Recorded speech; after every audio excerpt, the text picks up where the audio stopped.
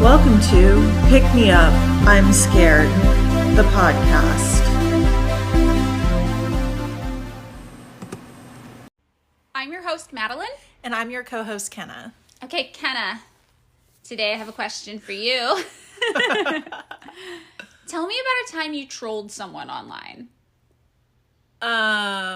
Trolled someone online? Yeah. Never. You've never trolled anyone? No, I'm too stupid. No. No, I think I'm just too sincere. I'm just like, I have definitely sent messages to people, but I'm just like, hey, as a friend, out in the world, this is a fucked up thing to think. And I completely regretted it later. Even just thinking about it makes me want to vomit. Because being sincere and opening yourself up to someone on the internet, trying to give someone advice just doesn't work. So. Yeah, it's hard. But I have literally never told anybody.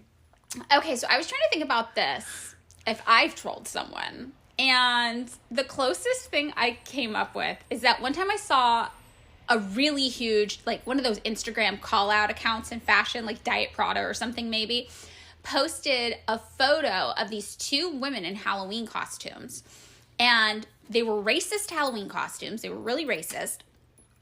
It was really bad. Okay, so they were micro mini burqas that they were wearing with fishnet stockings, and they were carrying machine guns, I think. Oh no. Something like this. I can't quite remember, but I think it was something like this. It was something really racist where you're like, what the fuck? And one of the women, you could see her face in it, but the other you couldn't because the costume covered her face. And the person you could see the face was identified as someone high up at a fashion company. And this account posted this photo and then was like, we don't know who this other person is, but if this person works with this person, that's major, because this person who we do know, they're really high up. It was kind of like a call out for your racist Halloween costume post. And I knew who the other person was. Whoa. Just from being in LA and knowing people who work in fashion. So I made a fake Instagram account, an anonymous Instagram account, and because I didn't want to be in the middle of it. These people are really rich and powerful. And I didn't want to get sued for slander or something, or defamation, even though I knew 100% who it was. So I made a phony Instagram account and just commented on the post hey, the person covered up is this really famous person working in fashion. And then I remember just waiting and being like, something's going to happen. And nobody even paid attention to my comment. Wow. Nobody it didn't, which I get now, it didn't look credible or trustworthy. It was just an anonymous comment online. So I think that our thoughts about times we've come closest to trolling, it's really just calling people out for bad shit they've done on the internet. Yeah, and I was even like, hey bud, this is not cool. Just so you know, it's, just, you can do better, Right, the way, you would call out a friend. The way sometimes when you're sitting around, you say something, and your friends are like, oh, and you're like, oh, yeah, no, that's not what I should have said. It was way longer than it needed to be, but, it was just, literally, I think that's the only thing I've done, is, just be or I usually, and that went back, of course, people, aren't gonna, not be receptive to it. People are not gonna be receptive to it anyway, which I learned my lesson from that, and I think people are more receptive in person, though. Yeah. I don't know. If this You don't know? I knew the person personally. Oh, okay. I feel in my day-to-day life, the people I've encountered, it's pretty common to try to hold each other accountable IRL when you say something weird. Yeah, and, it's, if you're just oh, that was weird, and you're oh, shit. Yeah, and you're oh, fuck, that was weird. I did not mean it like that, Oh, no. That's, I think the proper response, oh, I was stupid, yeah. Even beyond, that wasn't cool, even beyond, Right. Whereas, on the internet, people are just, instead of being oh, no, I did a bad... they're fuck you. Yeah. Okay, so when I'm thinking about it, our two experiences as internet trolls, we were not actually trolling anybody. I think it would be trolling, if I had made up who the person was in the photo, if I was just that's, Jennifer Aniston, okay, that would be trolling. So I I follow this, or I watched this YouTube channel for a while where this guy did prank phone calls to conservative talk radio hosts. And he would go on these long trolls. Like this one guy, he trolled for years and years. This like guy who had like was a conservative radio host, and he'd get other people to go in on the prank phone calls, and they would pretend, they would all start off like, yeah, like I'm calling about freedom and blah, blah, blah. So this ongoing joke is they would make fun of his shirts. And so they would just be like, they would go on this long thing, the guy would get into it thinking they were a real caller, and then be like, hey, you know what I think this is all about? Shirts. And the guy would just lose it, be like, get off my line, you're not a real caller. So but sometimes like real callers would just say something about a shirt, and he'd like block them. Wow. So crank calling's the original troll. Yeah, like, do you remember crank yankers? Yeah, exactly. Crank yankers were the original trolls. That was such a 90s thing, because where you can see people's phone numbers. Right, yeah. You used to dial *69 to find out who called you. Yeah, that's how you would call someone back. That's how you know we're old. That's true. Okay, so I think that maybe you and I have never actually been internet trolls. Sometimes, I think I'm not smart enough. I think I'm just too, like, sincere. I'm just like... Yeah, I think it's like a sincerity thing. All right, then. In that case, have you ever been trolled? I don't think so. Okay, I get trolled all the time. Oh, yeah. I just, like, don't have I think that I just keep my presence, like, limited, because I'm just like, I don't want to deal with people. Okay, that makes sense. I mean, I get trolled all the time, but, I kind of think it's funny. Like, oh, that is my biggest, like, literally right now talking to you, I'm like shaking. This is my biggest fear. Yeah. Is like being trolled on the internet. Well, it can be super stressful depending on your personality type. I think for me, for the ADHD brain, it's just like, ooh, a little excitement, you know? Oh, it makes me want to throw up thinking about it. This episode is going to make me cry. Oh, I think we'll try to keep it light and not super stressful now. We'll see. So usually what I do is I troll the trolls back with the goal of getting them so annoyed with me that they voluntarily leave the conversation. That's like my favorite thing to do. Is just be like, oh, you came to talk to me? Guess what? You're talking to me now. You know, it's like torture to talk to me is what I try to make it. But yeah, anyway, so obviously the subject of today's episode is internet trolls. Oh my God, I hate this already. I'm so sorry. Much. I didn't want to choose a topic that would be stressful to you. I'm sorry. Like going to cry during this episode. Oh, okay. Well, we will keep it light and impersonal. Ugh. It's very personal for me, though, obviously, because I have a pretty big internet presence. It's so funny to you, like, it actually happens to you. Yeah. And you're just like, ha! And I'm like, I literally can't even think about this. I never want to be on the internet again. Yeah, it's really, really stressful. So, like, how would you define internet trolling? To me, it's usually like, I have been trolled once. One time I put up a TikTok and I was like, my new trend in fashion is that you can wear whatever you want and there are no more trends except for liking what you want. Ha ha. Like, just like very light, being like, dress however you want. And someone commented, I like trends. So I feel like it's just like saying something completely, like, one, in bad faith. Yes. Or two, just to fuck with somebody. Yeah, I think that's perfect. Trying to fuck with somebody on the internet. I think that's a good definition. There is a science definition of it, though. Oh. Yeah. So the science definition is malicious online behavior characterized by aggressive and deliberate provocation of others. But I think your definition is the same and better, just trying to fuck with people online. Yeah, because sometimes, I think the thing is like some people, like I feel like trolling is not always malicious. I think it's, sometimes people just do it because they're bored. Yes, and they totally. don't see that, like, there's another person, like, behind the screen. Whereas, like, trolling is mainly online because most people won't fuck with people in real life. Like, that's why, like, Jackass and stuff was so, like, oh my God. Like, remember the guy who was, like, dressed up in, like, he painted himself red and, like, little tiny Speedo underwear and was like, keep God out of California. No. And, like, was, like, fucking with people, being like, like, in real life, that takes a lot of nerve. Yeah. And, like, whereas online, that's so easy. But, like, people, like, in real life, people will react to you, and there's actually, like, a threat of violence. Well, I think that you've touched on something we'll get into as we talk about the trolls in this episode, which is that sometimes there are psychological components to why people do it. Sometimes there are lifestyle components, like boredom.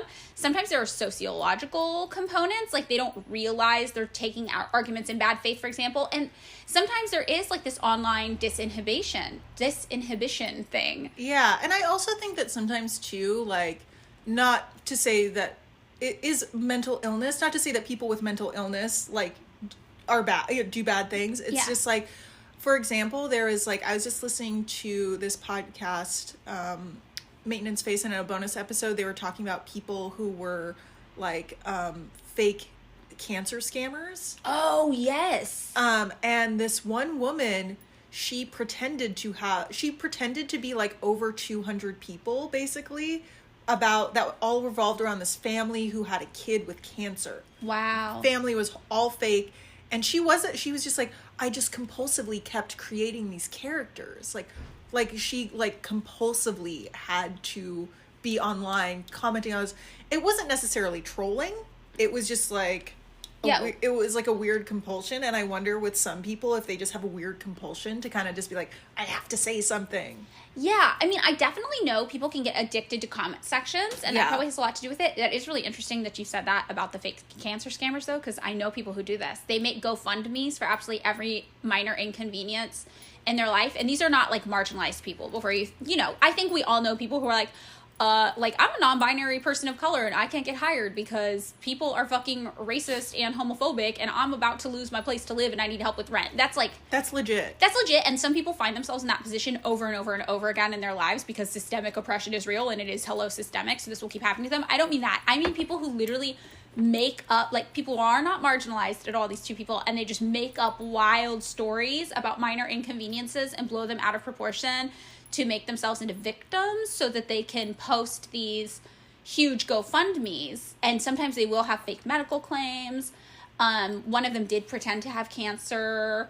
Like, all of these wild things that they post on the internet. So I that is interesting because I wonder if it does fall into this idea of, like, online bullying or cyber harassment, but, like, almost in a more hands-off way. It's just, like, the intersection of, like online scamming and cyberbullying or something. It's, like, a weird thing that I don't think a lot of people have talked about because I think that some people do get addicted to the comment section, like you said. But, like, like, you know how our phones are addicting. But, like, for some people, they are, like, harmful addicting. Whereas, like, some of these comment sections, to get the little, like, dopamine hit to your brain, you just have to keep commenting and commenting more extreme stuff. Yes, and I am a very online person. I have always had a pretty big internet presence.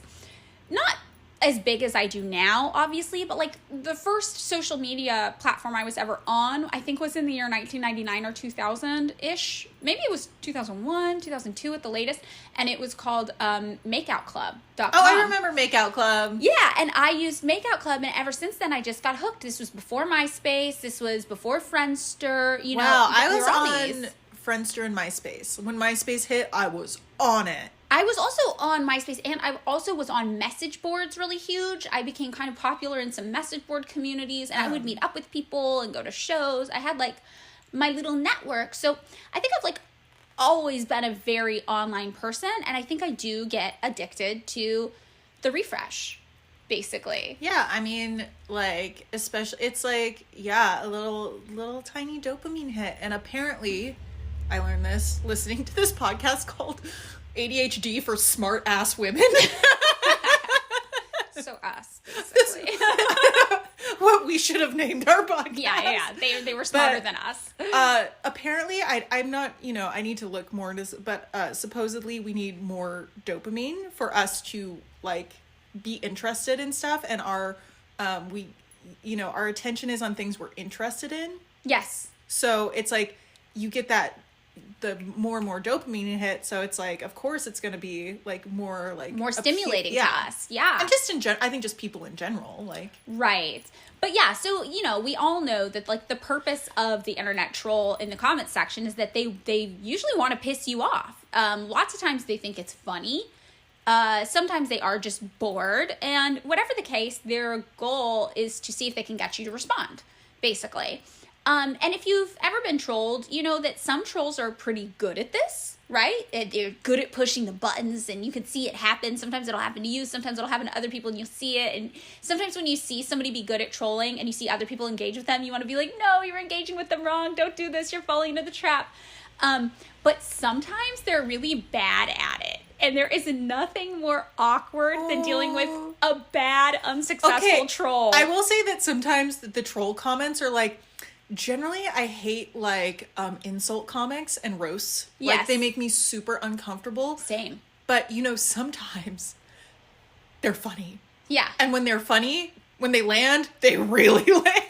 And I think like sometimes that's what like the trolls in the comment sections are going for. They think they're like an insult comic. They're like, remember the insult the comic dog on Conan O'Brien, I think? Where it was like the little dog puppet who smoked a cigar and he talked like this. Yes. Yeah. Yeah, maybe they are. Like, I think it's funny though, because the signs of a bad troll is that they like fail to understand other people's value systems. So like one of the least successful internet trolls I've ever had was trying to troll me over the fact that I was 35 and didn't have children. And it was so funny to me because I was just responding like, why would I want children? And he's like, you're just mad that your womb and uterus is all dried up. And I was like, God, I wish I spent so much money on birth control. That would be a lot easier. So I was just going in on, and he could not understand that he was not insulting me by like bringing up that I at 35 did not have children. I was like, I have never wanted children. I have spent years of my life actively trying not to get pregnant. Like also, like I have literally had abortions to not be pregnant. These were all very, if not costly, time-consuming procedures. So he was really digging into this, and it was so funny. And I remember, like, just making fun of him back. Like, yeah, thank God. Can you imagine? Like, ooh, how dreadful. And at one point he was like, yeah, okay, then please never reproduce. And I was like, working on it, buddy. Yeah, if you want to help out, you can pay for my birth control. Does that interest you? Because like I see you and I are committed to this cause of me not having children, and I am so glad to have that support from you. Like, thank you. And I'm like, this guy is so bad at this, and it's literally because he cannot understand what would upset me. You know? Then he's probably like, okay, I'm gonna Venmo you now. Yeah, exactly. I'm like, I feel like those type of people weirdly, like, I feel like I've mainly had those interactions with like dudes in bars, and then you're just like what? And then you're like, yeah, and then they eventually are like, yeah, I totally agree with you, and you're like, okay, we're in alignment now, cool. That's another thing I like to do when I'm dealing with an internet troll. I like to find a way to get them to agree with me, and then I'm just like, okay, cool, so we're on the same page then, and then they have no, choice but to agree. But, the ones that are bad at it, it's just kind of like funny and mildly entertaining. But the ones who are good at it, like we kind of touched on earlier, they can be really upsetting to people. And the good and the successful trolls can have these like really negative consequences on the internet, but also in real life. So around 40% of people report having experienced online trolling in the past year. And this could include personal attacks, sexual harassment, hate speech, you name it. Like I once had someone try to troll me about a partner I'd had who died, but they didn't realize that like my coping mechanism to deal with his death was to develop a really dark sense of humor on the topic. So it didn't go as planned for them either. Because I was just like, yeah, you're correct, buddy. But the goal of trolling is obviously to disturb people, and these internet trolls can sometimes actually accomplish this. We know that it's not great being exposed to general negativity or shittiness. However, sometimes it is hard to stop reading comments. And comment sections do, yes, as Kenna mentioned, give you dopamine hits, and we can become addicted to them. We can even sometimes prioritize reading comments over other activities in our life, which I know I've been here before. However, according to Very Well Mind, reading negative comments online has the effect of making you, in general, just feel more negative. So if you wake up, what's the first thing we all do? Check our phones. We check our phones, right? We check our phones. And for a lot of people, checking our phones means checking our social media accounts. And if you wake up and the first thing you do is read a negative comment online, you will start your whole day feeling negative. Oh, that happened to me one time. And I was just like, I don't think I can go into work, and I'm quitting the internet. Right. And like you can become actually addicted to reading negative comments on the internet, which is like not something you would think you would become addicted to because you read the comments for the dopamine hit or whatever. But if you're reading negativity and it's making you feel negative, you wouldn't think that that's something you can actively become addicted to, but like lots of people do. And I have been in that position before where I'm just like, I want to see more. It's like this where like, punish me. But if you do this, sometimes you can end up having like symptoms of depression or anxiety or other like real life mental health ramifications to exposure to this kind of negativity in your life. And like 22.5% of all online harassment is like mean internet comments. 20% is rumor spreading on the internet, and 12% is posting sexual remarks. So to me, all of these are trolling, right? And if that's your definition of internet trolling, which is obviously different than all online harassment, but if those things are included in internet trolling, that means that 54.7% of all online harassment people experience is just trolls. Oh, wow. Yeah, and if you're a teenager, the main form that this trolling takes is comments about your appearance specifically, which make up 61% of online harassment cases, followed by 25%, which attack your intelligence, 17% targeting race, 15% attacking sex or gender, and 15% making fun of someone's finances, and then 11% attacking religion. And children or young adults in the U.S. are the biggest targets of cyberbullying, especially if they happen to be like young women or girls. Oh my God. Yeah, so like girls and young women in particular are targeted with the like comments about your appearance thing, which makes sense because in my head I'm like, oh, that's a byproduct of misogyny. Oh, for sure. Yeah, so it's no one's doing that for men's appearance. I mean, maybe. Yeah, a little, but not as much. And between 2008 to 2015, the number of teens who attempted suicide or had suicidal thoughts doubled, with many of these cases being specifically attributed to online harassment of some kind. Wow. Yeah, and adults also experience trolling and online harassment. According to one report, 53% of adults who use the internet have experienced some form of cyberbullying, and LGBTQ people are a major target of this harassment, as are people of color and fat people. So basically anyone who's marginalized in some capacity or considered a member of an oppressed class is an easy target for online trolls, and they bear the brunt of this. 41% of people who are cyberbullied in some way developed social anxiety that affected their ability to like interact with other people in their IRL lives offline. And 37% developed depression, 26% had suicidal thoughts, 26% also deleted their social media profiles completely, 25% self-harmed, and 14% developed an eating disorder as a result of comments somebody said to them online. Then also 9% turned to alcohol or drug abuse to cope. Wow. And for women in particular, 63% of women who experienced online harassment lost sleep over it, and 61% lost confidence in their day-to-day life completely.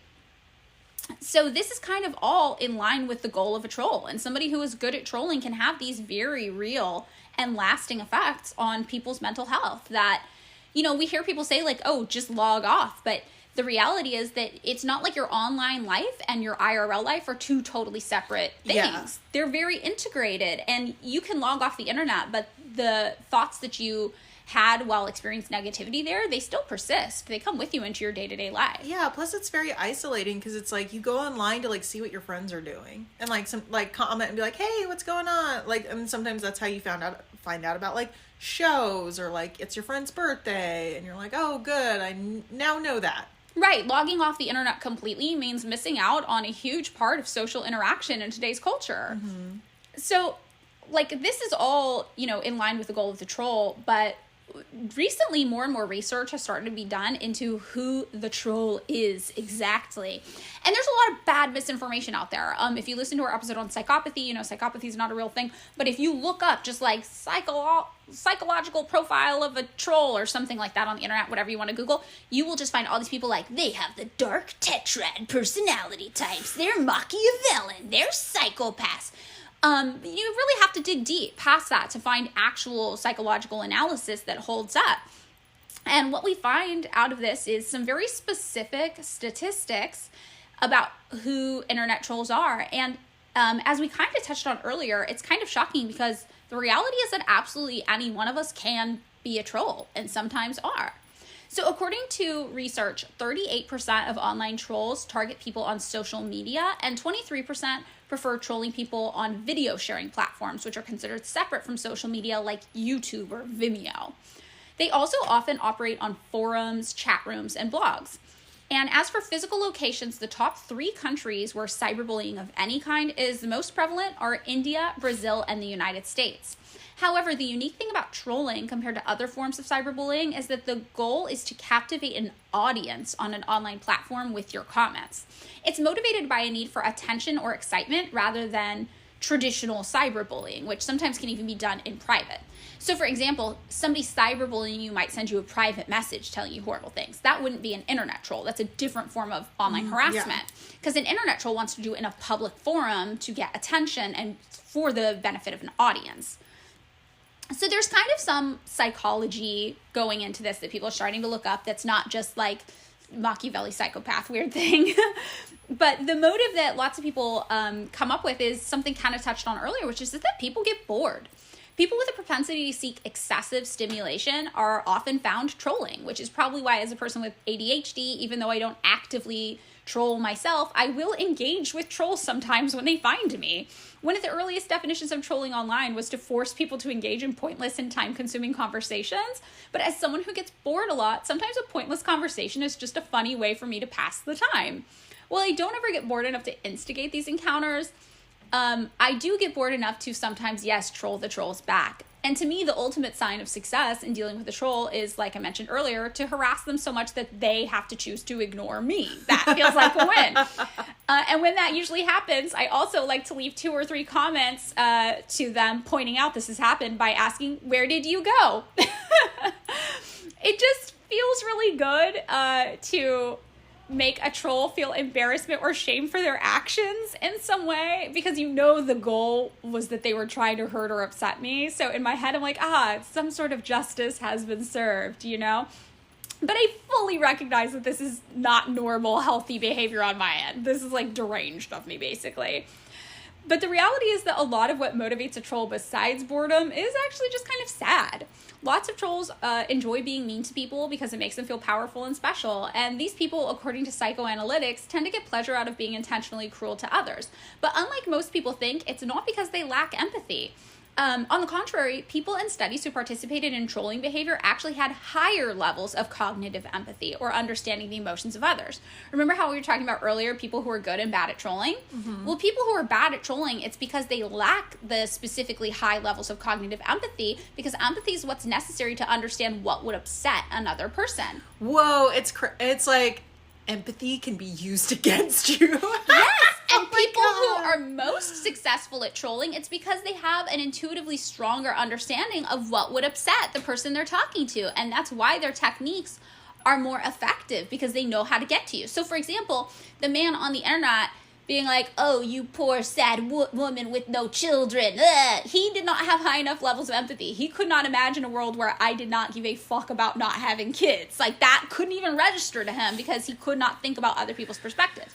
But people who would be more successful at trolling would be, I don't know, if somebody was like, this thing you did was racist. That I would be like, oh no, I did something racist. That would be really upsetting to me. And obviously I'm smart enough to know if something carries, like if it's just ridiculous to be thrown out of the gate right away. But you never know. Something like that might be more effective, and it would take a level of empathy to understand somebody's motives outside of your own. Yeah. So the thing that differs, though, is that people who troll, even though they have high levels of cognitive empathy, they did not personally enjoy internalizing those emotions, usually due to inadequacies they perceived in their own lives. There's also like a whole subset of trollers who are just kind of jealous, and I think we would categorize them as haters. I think that's what we call them. The scientific term, the hater. In my idea, like haters are like just a crew of people who like form together who are just always like meh, meh, meh. Exactly. And sometimes they troll because they're actually a fan of someone with an online presence and they just want a response, like any response, even if it's bad. This is probably where we get the idea that haters are just fans. But sometimes the hater troll will lash out at people online who they perceive to be happier than them from a place of purely like hostile jealousy. And from a class perspective, we get this when we understand why people troll celebrities, right? Celebrities have so much more than the average person will ever have. And for what? It's easy to get angry about things like unfair distribution of resources, and that can kind of cause like the jealous hater troll energy. However, an interesting point is that this is somewhat understandable from a class perspective, but because women are more likely to bear the brunt of this, we see this in trolling being this like class frustration intersecting with misogyny. Yeah. Which is really interesting to me, because on one of like the class side of it, I'm like, oh, I understand being this angry and being this upset that this person gets so much more than you in life, and that doesn't seem fair. But on the other hand, it's like, well, I don't understand it intersecting with misogyny, though. That part does not make sense to me. And hater-type trolling is especially prevalent, if the target of the troll is a woman. According to the International Psychology Clinic, educated, strong, and successful women give such people a colossal inferiority complex, which they show by lashing out at them. It's an intersection of class rage, which is justifiable, with misogyny, which is not. They also point out that men are more likely to troll as compared to women because society tends to encourage traits of arrogance, dominance, and competitiveness in men, which also just goes to show how the patriarchy intersects with these frustrations. In fact, as a demographic, people who leave comments on the internet on the whole, whether good or bad, tend to be men. They tend to have lower levels of education, and they tend to have lower incomes. Yeah, this to me, like, intersects, like, capitalism and misogyny because, like, they could be like, well, I'm not making as much money, but at least I'm better than a woman. Right. Because in the patriarchal society, it's just like, well, men are the breadwinners. Right. It's really interesting to me because, like, learning this, that I'm like, oh, it tends to be, like these three characteristics. It's like the man has privilege in society, right? It's an intersectional issue, though, because lower levels of education and lower incomes, those are not elements of privilege in society. And I think it's really interesting that when these three things intersect with each other, what we get is internet trolling. And I also kind of liked learning about this perspective, though, because obviously while the misogyny element of it isn't justified, it shows just like another byproduct of capitalism. Yeah, where it's also funny to me, instead of like the brain coming to the conclusion like, oh, like we're all being fucked by this system. It's like, no, this part of the system was helping me by helping me get ahead. Right, exactly. You know, it's like my privilege was helping me, and like, yes, you're clinging to the one element of privilege rather than wanting to just be like, wait, the system is fucked. Right. Like instead of being like, Kylie Jenner looks better before her plastic surgery, which is like weird internet trolling, you could be like, wow, it's wild that someone like Kylie Jenner has enough money to afford all of these elective surgeries while people do not have homes. Yeah, and it's just like, I think instead of like, to me, it's like maybe like maybe where my brain was like, we need to band together to be like, why are we doing this? And how can we all get along and defeat all these stupid ideas in this fucking stupid system? But instead, it's just weird. Like, right, it's just weird. People just choose to put all their rage on something that is easy because like, if you think about it, like fixing the system we're in, that's really fucking hard to think about. Right. Because there's just so many different levels where it's just like, there's no quick, easy fix. I think also it's like a pride and ego thing, though, that intersects with the privilege of like masculinity in our society.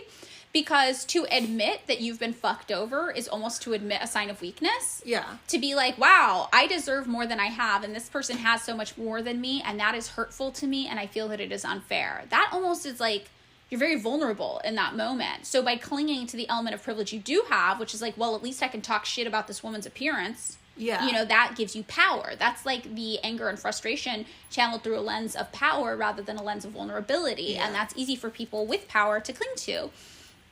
And by contrast, people reading online comments tend to have higher levels of education and higher incomes, which I thought was interesting.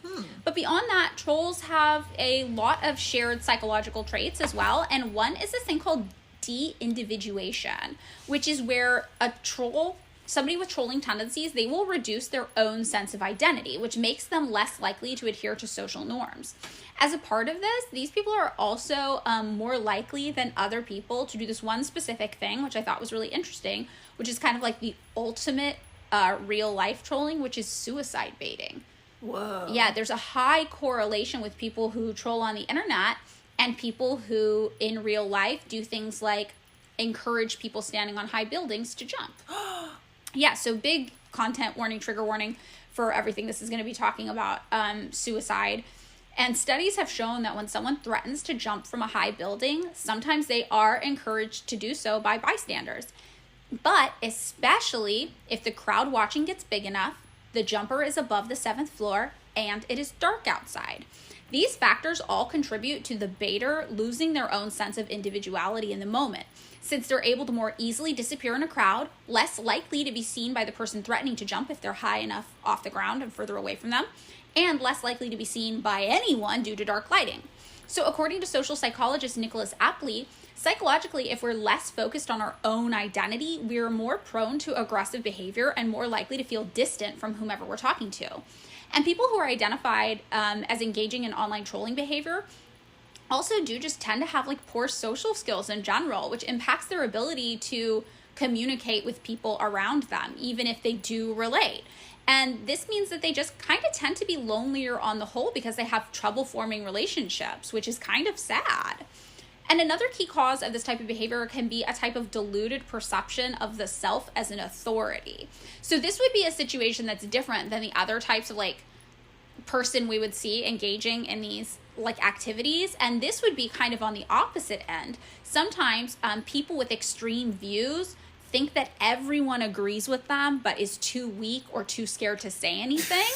And they How bold. I know. So they imagine that they are doing everyone a great service by being brave enough to speak up. I think that's like how people get into conspiracy theories. Because they're just like, because people are like, well, everyone thinks this way, but they're just too afraid.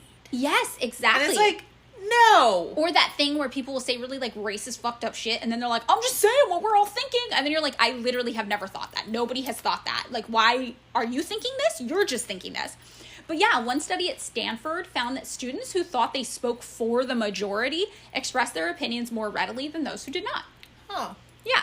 And that has to do with de-individuation too, in a certain way, because that means that you imagine yourself to just be part of the masses. Like, I'm speaking for everyone. We're all thinking this together. We're all on the same page.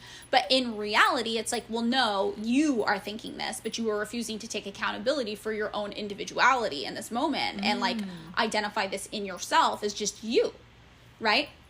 So that was kind of, like, the only psychological studies I could find that seemed actually trustworthy on trolls, because you will go online and you'll see people be like, they're psychopaths who just want to make you cry, you know? But I'm like, none of this is actually trustworthy. And the reality is that once you start diving into like medical journals and psychological journals, very little real evidence has been collected on this because it's still relatively new.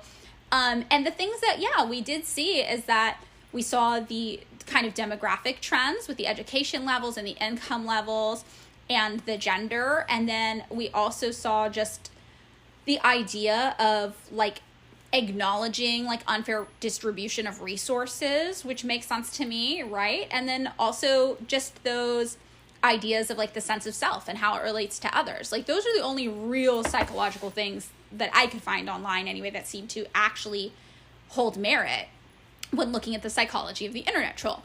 So, but the next thing that there actually has been more research done on is the sociology behind it. And I think this is more interesting because the people who just want to say like, oh, these people are, oh, another big word that people threw around and like the weird pop psychology assessments were sadism. They get off on hurting others. They're sadistic, you know? But I think that does that thing where it makes it so much about personal accountability that it refuses to acknowledge like the external forces that like drive people's motives. Yeah, and a lot of time, or just like, not to be like always like systemic thing, but sometimes like it's culturally accepted for people to bully people. Like people don't want to, people like our culture is like kind of a bully culture. And I think that's why it's interesting too what that one psychiatrist said about how like competitiveness and like aggression is more socially acceptable in men, which is why we find men more likely to do this on the internet. And that has to do, obviously, with, like, culture and, like, society. So the sociological elements of, like, internet trolling, I thought were far more interesting, and there were a lot more studies done on them that carried weight. So one of the things that people think about a lot when they think about internet trolling is the idea of anonymity, right? Like, people only do this because they're anonymous, and that reduces consequences. And if you think about this idea of anonymity on the internet, you have the perfect breeding ground for people who are bored, or men who feel threatened in their lives and are trying to compensate for it by feeling big and powerful in the moment online. And while research has said that young people especially, but everybody who trolls on the internet also just tends to actually be assholes in real life too. Oh yeah, okay, like I was listening to this thing, I forget where it was, but they were like, basically like, okay, does the internet make people assholes, or does it just provide a platform for assholes? And dun dun dun, it just provides a platform for assholes. Because if you think about it, like, I'm from a small town. Like, there's always there's always, like, you know, the assholes in town. You know the jerks. Yes. And the thing is, though, like, pre-huge social media where everyone's and their mom were on Facebook, like, those people were just like, oh, you'd see them in the grocery store and you'd be like, oh God, like this person. But now the assholes can find other assholes in different cities, in like on the like it seems like they find like asshole buddies. Yeah, they network. The assholes are networking. And also, even if you do tend to be like just kind of a piece of shit in real life, on the internet, people have found that you will say more extreme things. Yeah, because so you can thoughts like will be the same. Yeah. And you'll just say things over the internet that maybe would actually be too extreme to say in face-to-face communication. So maybe you'd be more passive-aggressive in person. Well, I just think it's more direct online. Like, okay, have you ever been in a store and someone does something like really inappropriate to like the cashier or something? Oh, yeah. Like, I was once in a Kinko's where this guy was like yelling at the person working the counter, and like everyone joined in with the cashier being like, "Fuck you, get out!" Like, stop harassing them. And like, it was really it was a very shocking thing. Yeah, that's true. Over the pandemic, I was at a grocery store. This was before like vaccines or anything. And this guy came in without a mask on. And I live in Los Angeles. Like, I know people do it here, but it's not super common. Like, I know it was common in other places. But here we had pretty strict mask mandates, and seeing it was really jarring. And one of the people who worked there was like, you can't come through my checkout line without a mask on. Like, that's it. And he was working at the grocery store, and he was like, yeah, my manager's literally in the hospital right now with his wife who was dying of COVID because they both had to work in this grocery store, and he got COVID and brought it home to his wife, and she's in the hospital and about to like die tonight. So like, fuck you, put on a fucking mask. Like, my job is not worth dying for. And I loved this guy because he was super, super direct. And the dude was just like obviously there looking for a fight, and all he had come to buy was a 2-liter bottle of soda. So he was like, you can't make me. You don't have legal authority. One of the other guys working was like, I don't need legal authority. I'll just beat your ass, old man. And then I started recording the guy because he flipped out. And then all of us were just like, get the fuck out of here. You got a fucking 2-liter bottle of soda. Like, you need to leave. You don't even fucking need that. But yeah, it was shocking for this guy to be like so brazen and like, just like, like he basically came to troll IRL. Like, he didn't actually need anything at the grocery store. He came to buy a 2-liter bottle of soda specifically so he could go somewhere without a mask so someone would fight with him. Yeah, and it's just like, that's why I'm just like, it does happen IRL. It's just like online because of the amount you're exposed to, just a huge quantity of people. Whereas, like, we remember the times where we've been in a place where we're like, whoa! Yeah. And, though, you are more likely to be more extreme. Yeah. With your words and with your actions on the internet. But, like, real people will be more extreme back. Being like, what? Get the fuck out of here! Yeah, exactly. Like, I will try to fight you in person. But, like, it's weird because on a comment section, I just be like, I'm getting out of here. No, I'm exactly the same way. And there are, like, a few things about the internet that lead to this discrepancy in conduct versus the real world, which again isn't super extreme. Like, people had thought that it was more extreme in the past, but then recently, like, more studies have come out being like, no, like, if you are like extreme online, you're probably extreme in person too, but the standards for extremity from online and in person, like we were talking about, they're just different standards. So yeah, your behavior online will naturally be more extreme because what's considered extreme online are different. So there is some element of anonymity that does play into this, because some people do engage in the internet like in an anonymous way. And that means that there are no checks and balance in their real life, or like social shame. Like in real life, if you did something fucking out of pocket and your friends saw you, some of them might shame you and your community might not stand by you, and that would be very real. But the way that anonymity plays in on the internet is that if you do it from an anonymous profile, your friends and family, they don't know what you're up to. Mm-hmm. So you don't have the opportunity for that checks and balance like IRL thing. But there's another element to this too called the online disinhibition effect, which is where social norms on the internet are so different that people have different standards of acceptable behavior. So according to lawyer Emily Finch, who's a criminal lawyer studying identity theft in cyberspace, people may see like the internet as a kind of game where the normal rules of everyday interactions just don't apply. And another element to this is dehumanization, which is exactly what it sounds like. Instead of perceiving people on the other end of our comments, we just kind of imagine an infinite void that we're yelling thoughts into, which affects how we treat each other. And there's also that thing that we kind of touched on already, which is the lack of real-time feedback. You know how you were saying, like, if you're extreme to someone in real life, chances are they'll be extreme right back to you. Yeah, like I have never seen an entire store turn on someone so fast. Right. There is going to be like something you can't ignore in real life. For example, if you yell at me on the street, like you don't know me and you don't know that I have poor impulse control and anger management issues, but I will yell back and chase you. That used to be me. Right. I've gotten, now I realize like, oh yeah, when I was a kid, I had like up until like recently had like bad anger problems with people. If strangers said something to me on the street, especially catcalling, I would lose my fucking mind.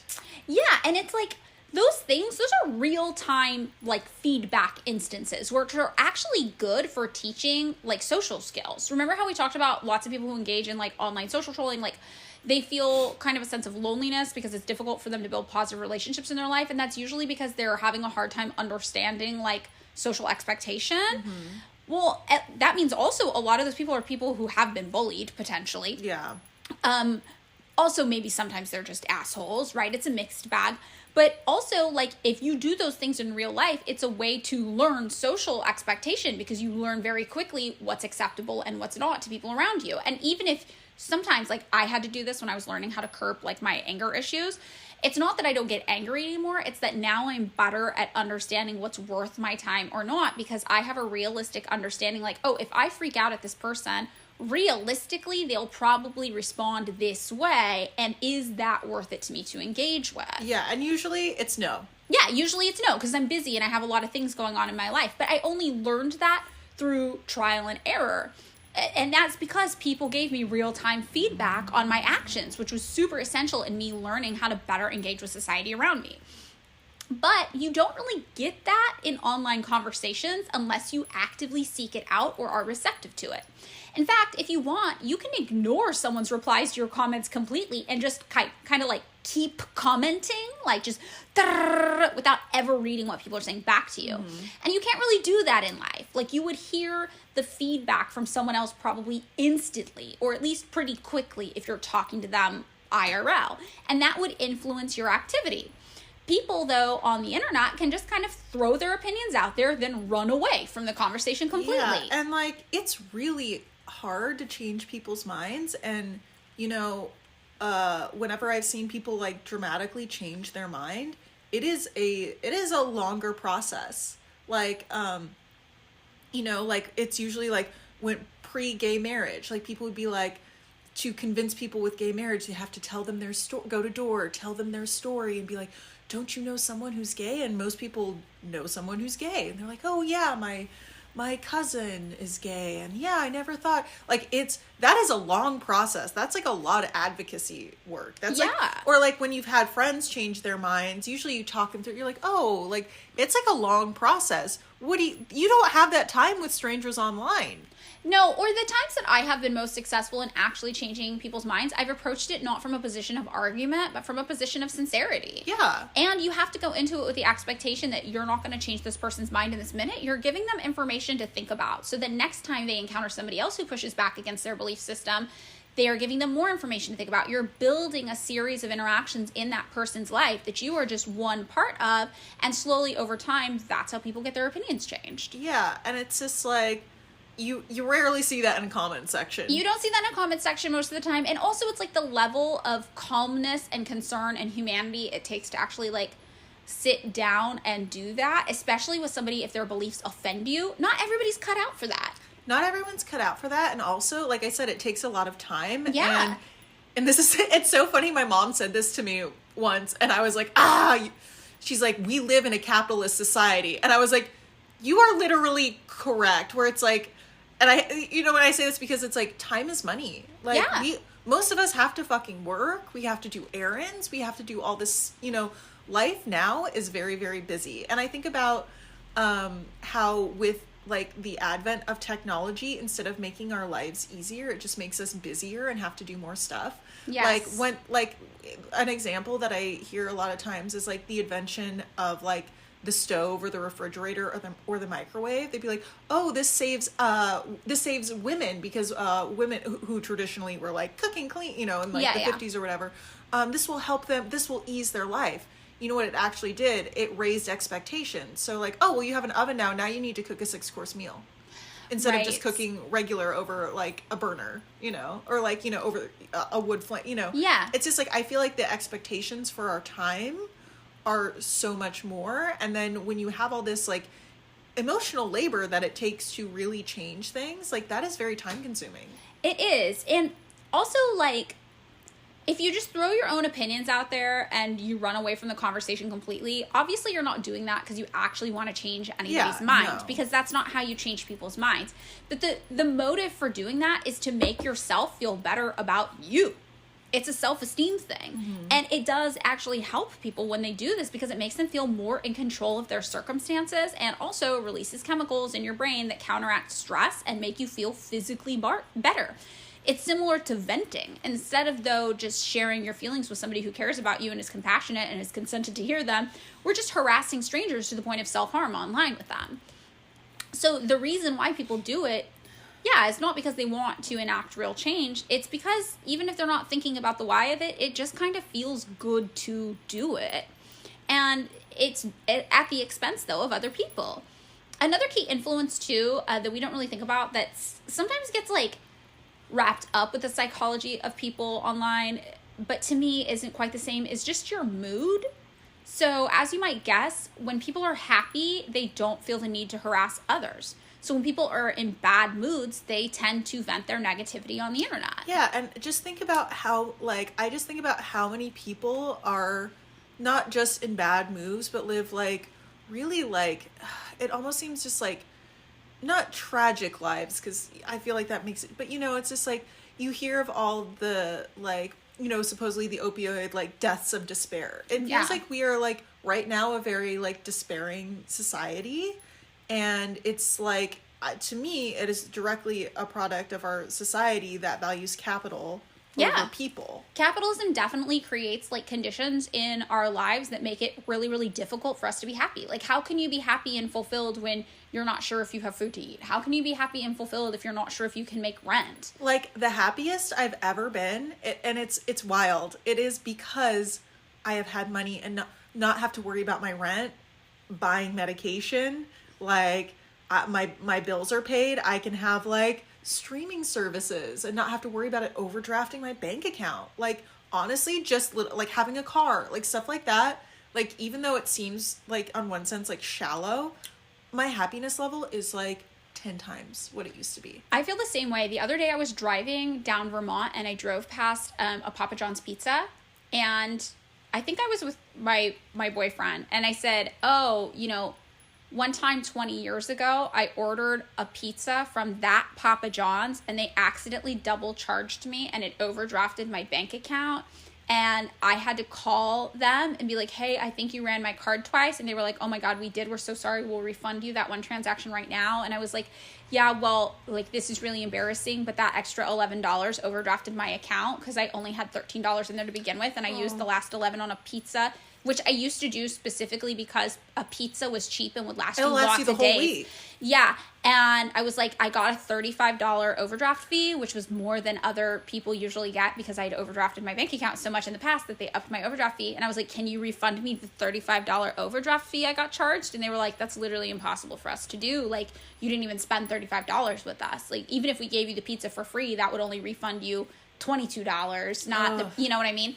So I remember that, and I drove by that Papa John's, and I looked at my boyfriend and I was like, wow, like 20 years ago that happened at that Papa John's. And like now I'm in a place where $11 would not make or break my checking account. And just thinking about that and that level of stress that I was under and how humiliating it was to have to call this pizza place and tell them I did not have $11 to my name. You know, all of these things. It's life is easier now. Yeah, where I'm just like, I cannot. Yeah, I've definitely had those moments, or like you're out with someone and you're like, someone's like, everyone, we need to split the bill, and you're like, I can only pay for my water. Right, and like the stress that comes along with those like just not even thinking about it, because I hadn't thought about it in so long, but now that I have a stable, steady income, realizing like, wow, I have not felt the stress of that Papa John's phone call in a couple years. And for me, stuff like that cascades. Yeah. I'm a big like ruminator, and like, so for me, it's just like the stress of that cascades onto something else, which makes me more stressed out, which makes,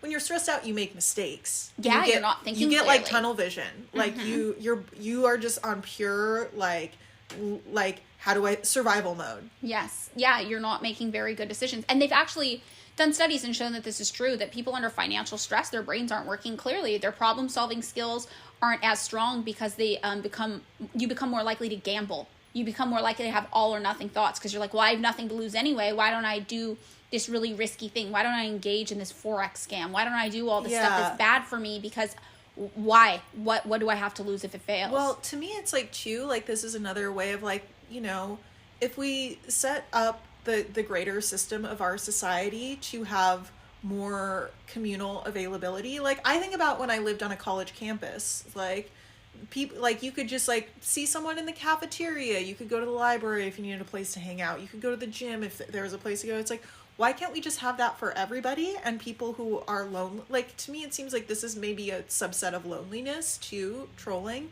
have like a place where like they can go and meet people, like really like have just society set up to where you can walk out and be around people and like meet new people easily. And like, and also just like if your basic needs are met, you're going to feel happier. And if there's more equality in your society and equity in your society, you're going to feel happier. Yeah, you're not like, this fucking guy has more, like, why does he have like 10 cars and I've worked, you know, every day. You're not thinking that. You're just like, oh, me and everybody else. Like I think about like in our office, like, oh, we all get paid the same. Yeah. Like, I don't feel any way about like someone who has a easier or more, you know, hard, you know, easier or better job than me. It's all the same. I don't worry about that. Right. And also like at our work, like one person in our office drives a luxury car.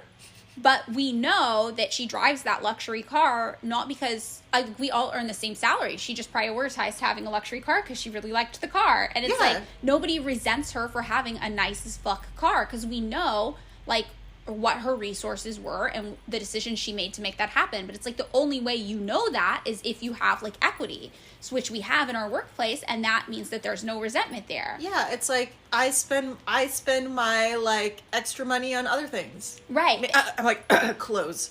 But the thing is, we know that, you know, and that's because we have radical transparency and we all earn the same pay. And it's like society's not set up like that. So like a thing I think about a lot too is I get targeted online a lot, like with harassment just because of the size of my platform. And it's hard to explain to people, like, I know, like, I have the following of a micro celebrity. I don't make the money of a micro celebrity though. And I have to constantly be transparent about that with people. Like I don't make money from my internet presence.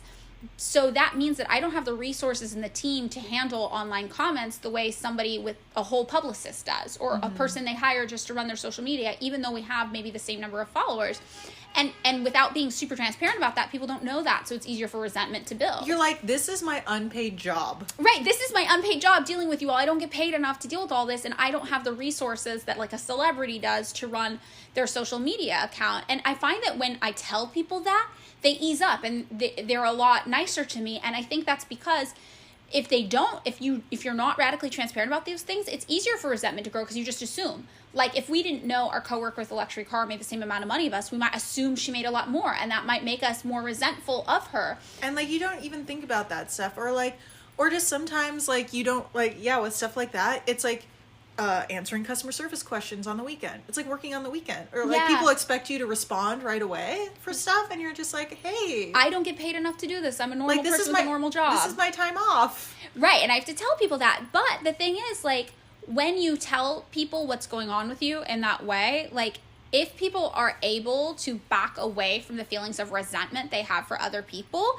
then they are less likely to be mean to them. Yeah, and sometimes it's like we put so much on the onus on the individual to just be like, well, you're feeling that way. That's your problem. It's like, well, this whole system, especially on the internet, is set up to breed resentment in people. Yes. And it's like, if you take away the system, if you make the system so resentment is like not a very common thing, it won't happen as much, you know? Right. And we all like do things, you know, not just, but, you know, based on the environment that we're in. And if we're in a shitty environment, we're more likely to act shitty.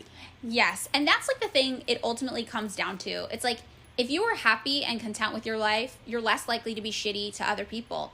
And we need to build a society where everybody can be happy and content with their life. And that is something that, like, just isn't prioritized. Like, we want to treat the symptoms of the problems rather than the problem. Like, the reason people are shitty to each other is because our society is unequal and unfair, and that pisses people off. And maybe in a lot of ways, they're right to be pissed off about some of that stuff.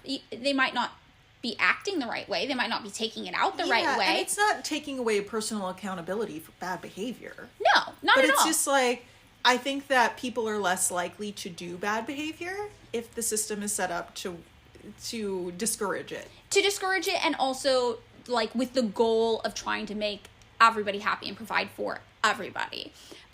So there's this person, Nancy Willard, who has all these fancy letters after her name that I don't understand because I am not a super college-y person, but the letters are MS and JD, so that might mean something to somebody else.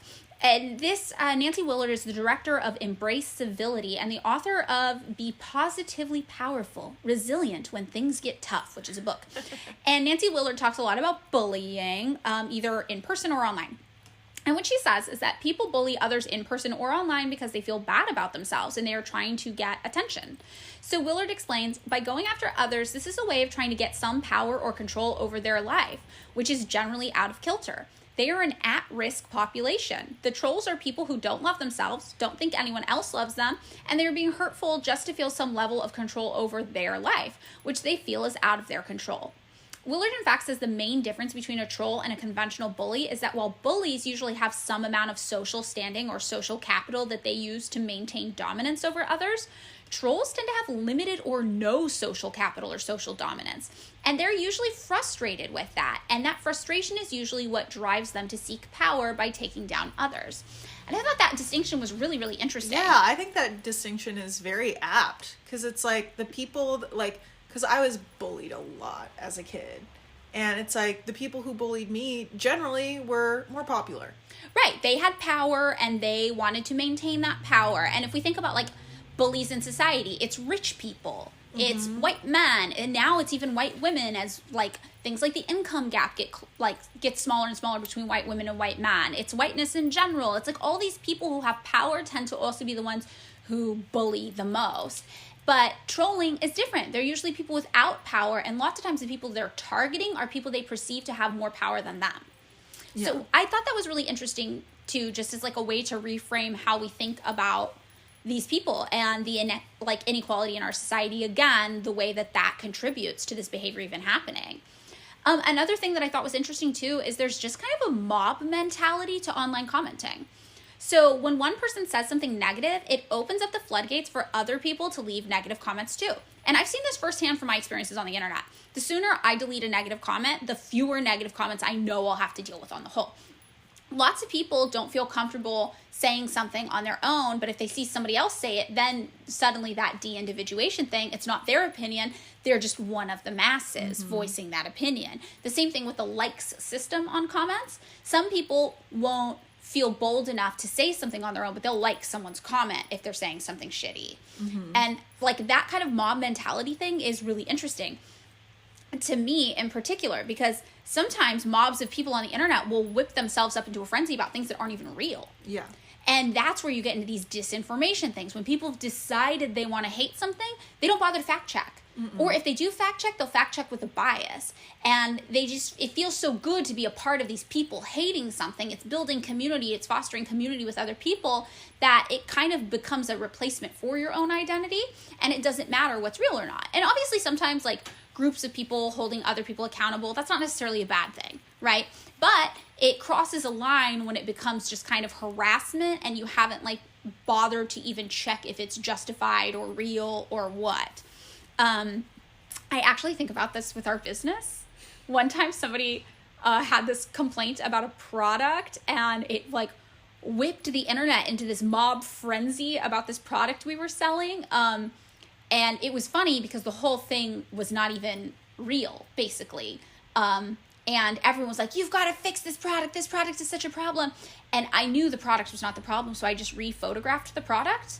And everyone was like, thank God you fixed that. And I was like, nothing changed about the product. Yeah. I just photographed it differently, but people whipped themselves up into such a frenzy that I'm like, well, this is a fake problem, so I have to create a fake solution. So the fake solution is to just take another picture of it, I guess. Well, I think the thing too, especially with like, you know, our society now that's like, go, go, go, go, go. It's like, it doesn't leave any space for nuance or actually deep fact checking, because that also takes education, and a lot of people aren't, because like media literacy. Yeah, because like online internet media literacy. Because I have like, I did journalism in college, and so to me, I have just like basic understanding of like, that doesn't seem right. Who did they check with this? Like, is that fact or opinion? Like, yeah. I know the difference, but it's so surprising to me how many people just don't. And just be like, it's actually really sometimes very complicated to know the quote unquote truth of a story, and maybe there is no truth to, you know, this story. Yeah, or exactly. It's like, or there is no like one takeaway, where the takeaway is something that's like, I almost said 50 Shades of Grey. Not that. No. But I did just say it. No, but that's something that's very complicated or nuanced. Like, yeah, a story. It's not black and white. There are shades of gray here. Yeah, like you read a story sometimes and you're like, this character is great and they're bad, you know? Yes, yeah, like for we sure. all are. Yeah, but it's hard to apply nuance even on an individual level, and it's especially more difficult to apply nuance to a mob of people thinking something. Also, when that product thing happened for us for our business, it was part of this like this narrative that people were saying, oh, like a certain type of your products are always wrong. And somebody I kind of know on the internet emailed me and was like, oh, I saw this, I can help. And I emailed them back and I was like, hey, yeah, actually, I don't know how to proceed with this, because here is the actual statistical data on like our rate of errors and issues we have with our products. And the category of product people had got whipped up into a mob frenzy on the internet was actually one of our products with the least documented return issues. And I was like, here's our actual data. Like this is like 3 people on the internet who've created a mob, and it doesn't reflect the actual evidence at all, but you can't upset the mob. So I'm like, I'm not going to tell these people this, because then I just get the mob even more mad at me. If I'm like, hey, here's empirical data that everything you guys are saying isn't true, like the best thing you can do is just wait for it to blow over. Yeah. Which is weird, because then you have like evidence and facts and truth, and you're like, well, I know the mob will not be able to handle this data. So that is, and then it becomes like a PR issue where you're trying to manage people's, and like rage, it's like a predisposition towards anger once the mob whips itself up into a frenzy. Yeah, and I don't like, not to discount anyone's feelings. Like, right. I feel like all feelings are valid, and sometimes I think it's really easy for us to, because I feel like there is a lot of anger to be had in this day and age. Like, in America, like there is so much rage to be had, and sometimes I feel like, me personally, I sometimes will be really mad at something, and I'll be like, why am I focusing my anger on like, oh, when like people like really aggressively cut me off in traffic, I'll be like, fuck, like I'll be like flipping the person off, and I'm like, why am I so mad at this person? Instead of being like, why are the roads set up like this? How come I have to take my car to, you know, it's like, right. To me, it's just like, because I kept thinking about what am I really mad about? am I mad at this person? I'm like, no, maybe they're really late for a doctor's appointment. Maybe they're like having a really bad day. Right. Like, I'm like, I don't think I'm actually really mad at this person. I think, like, to me, I was really mad that I had to drive this morning and instead of just being able to like be driven somewhere. Or like how inefficient transportation is. Yeah, I was mad at the whole. Right. I was mad at the situation. I wasn't mad at the person, even though I fucking flipped them off, and I felt really bad. I feel really bad. No, but that's true. And I thought like another component of this all that was really interesting is like there's a specific form of like trolling online that is just like capitalism trolling us. And even more literally than you might think. Like, there are instances of strategized fake online accounts made specifically to troll people to achieve corporate or political agendas. So, like, fake identities, whole fake accounts that are used to create bias, to harass people, to manipulate, to deceive opponents. And these fake accounts have the goal of spreading misinformation. And it makes me think about the Tea Party movement. Oh my God. Which we've talked about before. Everyone, including me, I thought that was a grassroots right-wing political movement that I wasn't interested in, obviously, because I'm not right-wing. I was just like, oh, okay, the Republicans are going ultra, whatever. But it turned out to be what's instead called an astroturf movement, or a fake grassroots movement that was funded and created fully by billionaires. Yeah. And this is not a fringe conspiracy theory. You can look this up. This is very like common knowledge now, but when it came out at the time, yeah, it was like this weird online trolling effort. And I think the actual agenda was some like oil deregulation was their goal. Well, it's funny to me. I feel like a lot of the like conspiracy theory QAnon stuff online is just trolling. That is like being used for like a very elite political agenda, and it's just taking advantage of people who like to troll and people who are not as media savvy. Yes, and another good example of that is the Church of Scientology. Oh God! Right, because L. Ron Hubbard did it like as a troll, right? I don't know. Great. They're going to get mad at us. They're going to redacted. That whole line is redacted. We love the Church of Scientology. They are a real religion, and they are great, and we love them. What else? I don't want to get sued. But I mean, I was thinking about a troll, the birds aren't real thing. Oh, yeah, that's a troll. Yes. That's a really funny troll to me. It's this guy who went, like, I think is kind of like a troll on, like, QAnon people, maybe, to be like, birds are fake. They're all, like, they're actually all government drones. There hasn't been real birds since 1963. And it's this whole thing. Like, they actually, like, a lot of times, like, counter-protest. Oh, yeah. Like, to, like, I forget what they counter-protested. I want to say it was, like, maybe, like, I forget what it was, but I thought that was actually a pretty funny troll. Yeah, so, like, obviously some trolling is, like, lighthearted and funny, and some is super insidious and dark, and some of it is super manipulative and fucked up, and most of it, though, is, like, just a symptom of society's issues at large. But, like, the question that people always come to is, like, what do you do about it? Because it does have really real-world consequences. Yeah. And having sympathy, or not, you know, just understanding the way our society contributes to and adds, like, fuel to the fire of people who are frustrated with their economic circumstances, you know, frustrated with feeling not powerful enough. Knowing that society is set up in a way that adds fuel to that fire doesn't obviously solve the issue of accountability for the person doing it, and doesn't help protect people from the harm that these like trolling comments can cause. Like, we saw that people suffer real mental health consequences as a result of having to encounter this kind of behavior online, and something has to be done about it, right? So 83% of young people believe social media companies should be doing more to tackle cyberbullying on their platforms. And obviously cyberbullying is the umbrella term for a lot of different things, right? It includes obviously trolling, but it does also include like cyberbullying that's more specific targeted harassment of people, sometimes by people you know, those kinds of things. So umbrella term. But experts recommend requiring all online social media accounts to be tied to verified IDs or passports, which would remove at least the anonymity element that sometimes encourages misbehavior, as well as allowing for better tracking of people who harass and target others. And that would actually not be super helpful for mainstream cyberbullying, which often like especially if you're a teenager, is done by people you know and you know their identities. But it would help with trolling, which does tend to be more anonymous and done more in a public forum. However, there are also tried and true ways for individuals to handle trolling, according to experts, which discourages future trolling behavior. According to Claire Hardiker from the University of Central Lancashire, who studied 9 years worth of unmoderated comments in forums, effective response techniques include, number one, calling someone out as a troll and then not engaging with them anymore. Number two, neutralizing the success of the troller. I liked that wording. Number three, just ignoring the troller altogether. And number four, pretending like you don't recognize the trolling effort and just trying to engage in super kind sincerity with them as though it's like a real and legitimate nice thing they're saying. And number five, to mock the troll and humiliate them. Which is your... Yeah, I love this list because reading it, I'm like, oh yeah, those are definitely the things I do. Like the number one recommended way to address trolls online is literally just to block them, like delete the comment and block them.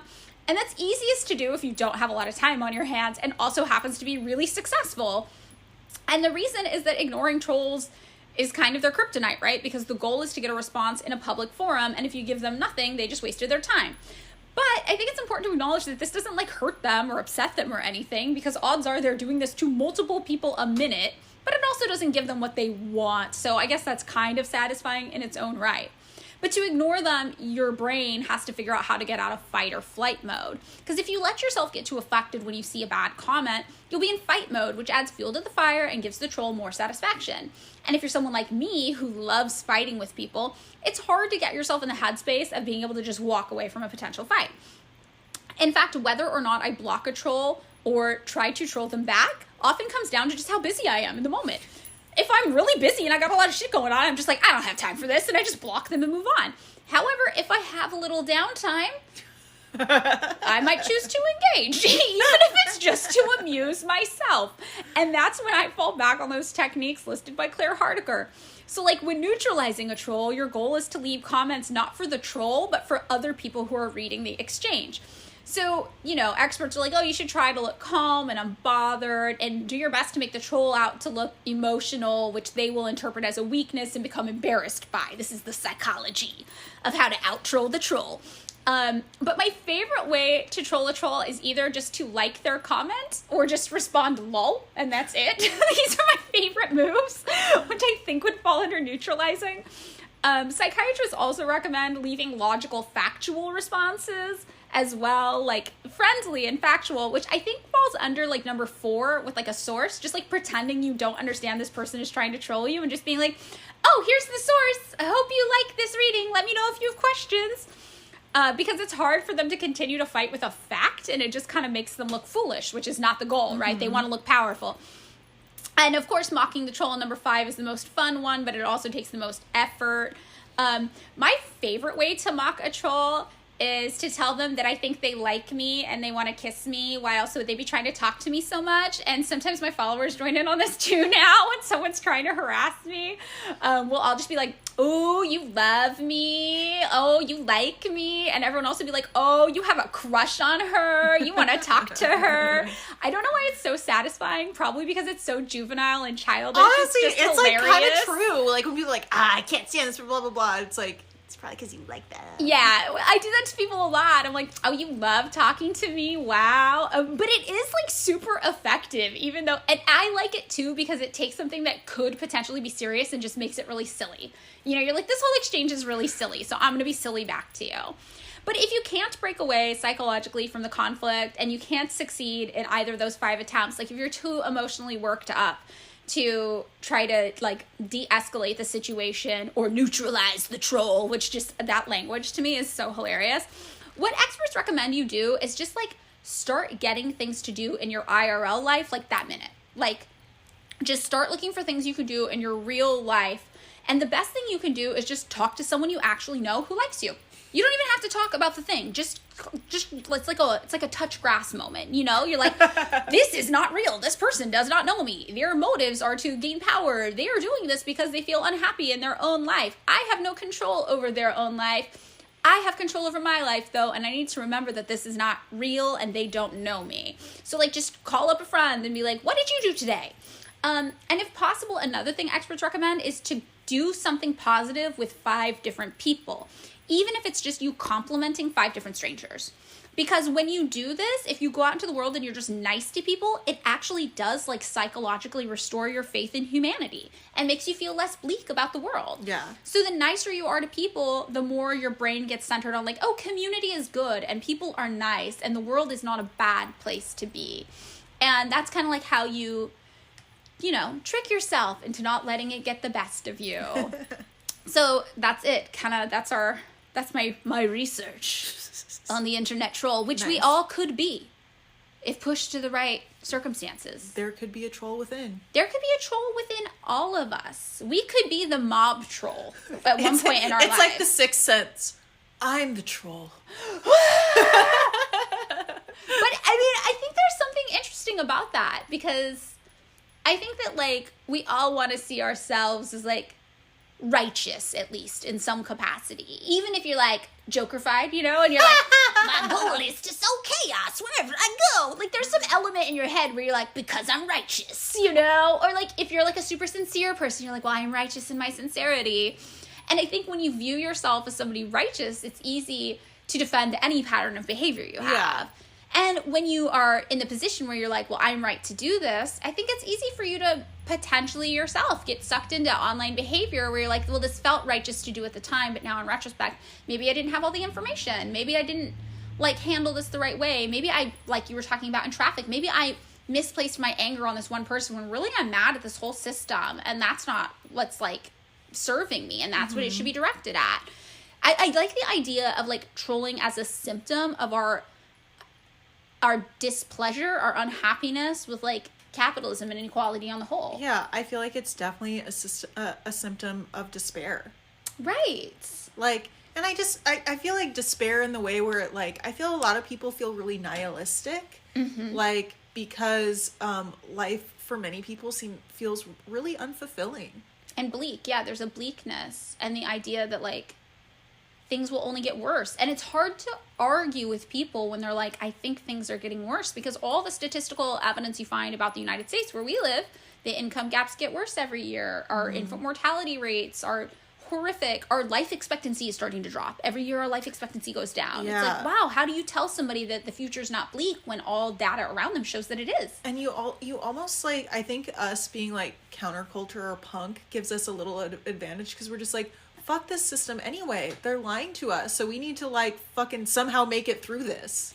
Right, exactly. A thing I've been thinking about a lot, which I don't know how much this plays into it or if my brain's just going on a weird tangent, is do you remember when we did the episode about communism and there was like the war going on and Lenin was like, don't shoot the other workers from the other countries. Like turn the guns on like the politicians who sent you to this war. Mm-hmm. You know, I think about like that a lot, and just like reframing like the source of your conflict. Like, who's your real enemy? Is your enemy this person like in that situation from another country, or in the internet situation, the person behind the screen? Is that really your enemy? I mean, yeah, my enemies are the fucking billionaires. Right. My enemies are the people in power. Yeah. I mean, to me, the figurehead of that are like people who have billions and billions of dollars and who make their money off of massive exploitation. Exactly, right. It's like those are the people. You should turn your internet trolling on Jeff Bezos. Jeff Bezos. Use your internet troll powers for good. Oh my gosh. I feel okay. There was this one TikTok where they were like, our waiter looks just like Jeff Bezos, and the person did, and I was just like, oh my god. That's rough for them. I know. I feel for that person. Well, I think the biggest takeaway from this episode is to remember that the trolls might actually be our brothers. Yeah. And we need to sick them on Elon Musk. We need to pay the troll toll. They're the troll army. We need to industrialize the trolls. Sorry to make it always... It's Always Sunny reference. Well, it's the best episode of It's Always Sunny. That's the only good song. Pay the troll toll. Hire the trolls as mercenaries to attack billionaires online. Okay, yeah. I think that's the takeaway from the troll episode. Band together, reach out to your local troll, form a union. Unionize the trolls against the billionaires. That's it. That's the soundbite for the episode. Should that be the title? Maybe? I like it. I like it. Okay, Kenna, do you have anything to add? Nope. That's it. Thanks so much for listening to another episode of Pick Me Up, I'm Scared. If you would like to support us on Patreon, you can find us at patreon.com/pickmeupimscared. You can subscribe for $2 a month, and we are working on getting more regular bonus episodes up there. So if that interests you at all, you can hear me give Kenna tarot card readings about the future downfall of capitalism only on Patreon. Ooh. And if not, that's okay too. We're glad you're here.